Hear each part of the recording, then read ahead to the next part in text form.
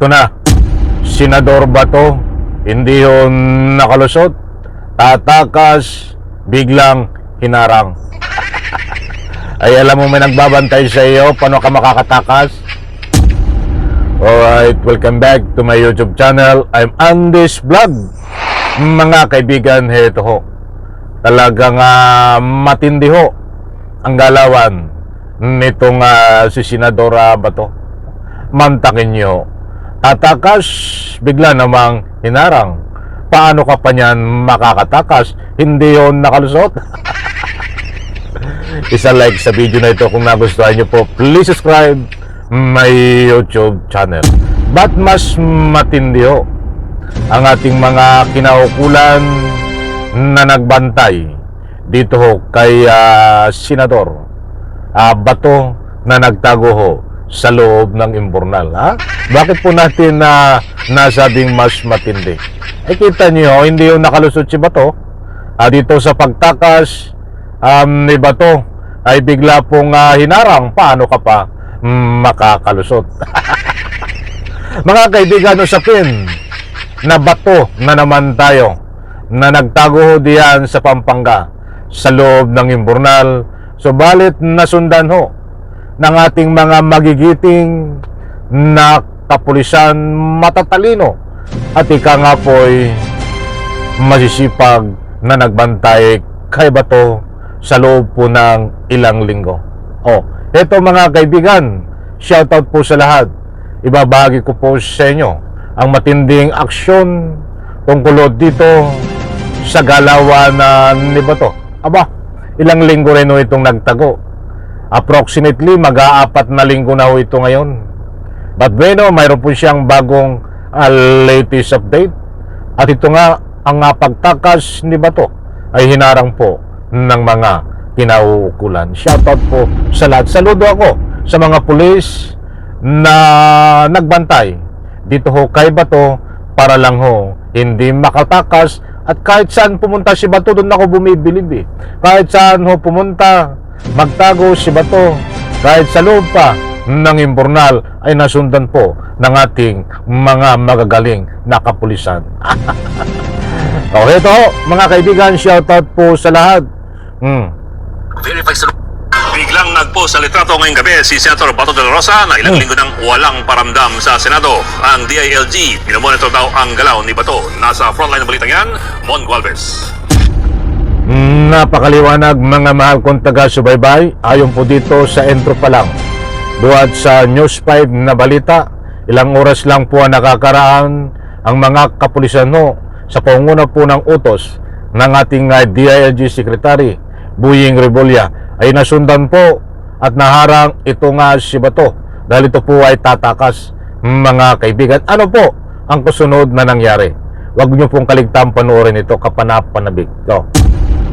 Pasado alas 7 ngayong gabi nang biglang mag-post sa Facebook sa Senator Ronald Bato de la Rosa ng kanyang litrato habang may kalong na sanggol. Ang caption, "Happy to see you, may apo." Hindi malinaw kung kailan kinuha ang nasabing litrato. Pero mahigit isang buwan nang hindi nagpapakita sa Senado o maging sa publiko si Senator Bato. Kasunod ito ng mga impormasyong nakatakda ng ilabas ng International Criminal Court o ICC ang arrest warrant laban sa kanya. Kaugnay pa rin ito ng Crimes Against Humanity na parehong isinampang reklamo kay dating Pangulong Rodrigo Duterte na nauna nang nadala sa The Hague, Netherlands. Si De La Rosa ang hepe ng Philippine National Police sa administrasyon ng dating Pangulo. Pero kahit wala pang warrant, kumikilos na raw ang Interior Department. Ayan, nakaw. Megit pa lang nasa isang buwan na pala ito nagtatago, mga kaibigan. Kita nyo, nasa isang buwan nyo na itong pinapasildo sa pamamagitan ng tax, subalit hindi yung nagtatrabaho. Kaswerte naman ito na may kasamang malas. Ito nga si Bato. Pinapasildo ho ng taumbayan para lang magtago. Ay, aminin nyo sa hindi. Ayun talaga ang kinalabasan.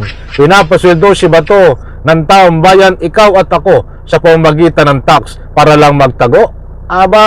Senado, bigyan nyo mo ito ng kakulang aksyon. Kung ano ang corresponding punishment dito kapag ang isang senador ay hindi pumapasok, nagagampanan ang isang trabaho sa Senado. Ano ang kailangang parusa dito? Saka po natin talakayin yan.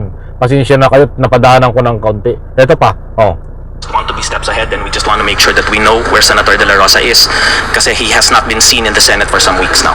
Nauna nang sinabi ni Secretary John Vic Remulla na sa loob ng 3 linggo, natuntun nila ang 6 na lokasyong pinuntahan ng senador sa bansa. Pero matipid ang detalye ng DILG ukol dito. Sa mga bahay-bahay lang naman, I think he's been visiting friends, but he's also been moving around in different vehicles. So we're just trying to keep tabs on him. We don't want to speculate as to what his purpose is in these moves. Sa kabila ng ginagawang paghahanap kay Senator De La Rosa, Maliwanag na maliwanag ko, mga mahal kong taga-subaybay.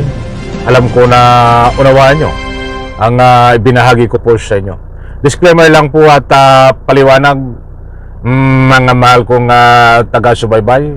Nasabi po natin na itong si Senador Bato ay tatakas, subalit hinarang ho ang kanyang pagtakas, hindi ho nakatakas, mga kaibigan. Bakit kamo? Ay maliwanag naman ho. Diyan sa ibinahay ko sa inyong balita, buhat sa News 5 na sinasundan at nakaposting na napapalibutan si Senador Bato ng mga tao na nagmamasid po sa kanya. Ang lahat ng galaw ni Bato ngayon ay nakamonitor sa pamagitan po ng ating magigiting na kapulisan o anumang ahensya na nagbabantay dito ho kay Bato. Kaya hindi ho ito makakatakas. Kaya nasabi po natin na ito si Bato ay hinarang ang pagtakas dahil maliwanag po diyan nakapaloob na isang uri ho ng pagharang kay Bato ang mga tao na nakabantay sa kanya para ho siya hindi makatakas. Nililinaw po natin para hindi ho kayo mabiktima ng anumang fake news. O kahit saan pumunta ho ito ay kayang-kayang sundan ako. Para na sa ganon ay mamonitor ang kanyang mga galawan. Palipat-lipat pala siya diyan sa part ng Pampanga. Ayon sa lumabas na ulat, ito po hindi pa masyadong kumpletong details, but ang complete details po nito ay nahawak ko ng mga intelligence na nagmamanman ho kay Bato. Itong mga binigay nilang ulat lang na palipat-lipat, ay tama ho na ika nga po ganyan lang ang inyong gawin sapagkat ito po si Senador Bato ay gagawa po ng paraan yan para na sa ganun ay makatakas. Kung hindi ho ito delikado at kung wala ho ito nga nagmumonitor, ito ay matagal na hong nakalabas ng ibang bansa, mga kaibigan. Kaya lang siguro takot ho ito na lumabas ng anumang bansa dahil unang-una ay inter-country na usapan dito kaya malay mo pag lumabas ito ng ibang bansa ay harangin sa airport, kaya hindi ito makalabas ng ibang bansa ho. But dito ho ay siguradong sa ating Republika ng Pilipinas, diyan sa part ng Pampanga ay maliwanag naman na nakabantay sa kanya para harangin ang kanyang pagtakas. But sa ngayon ay wala pang umaamin, kumpirmasyon, maging ICC, maging ang ating pamahalaan, DOJ, DILG, hindi po sila umaamin na mayroon ng arrest warrant silang natanggap. But ginagalang po natin yan.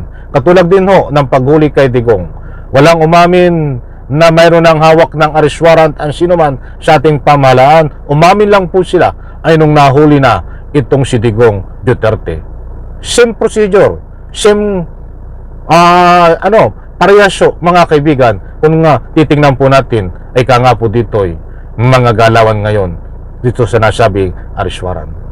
Hanggang ngayon po, nadyan po nagtatago si Bato at bantay sarado na Kung sakaling i-implement ang arrest warrant na ng ICC ay madali na pong mahuli si Bato dahil nakamonitor po siya at binabantayan siya, hinaharang ang kanyang pagtakas para hindi makatakas. Sa like ko sa video na ito. Maraming salamat, babae, palapakan.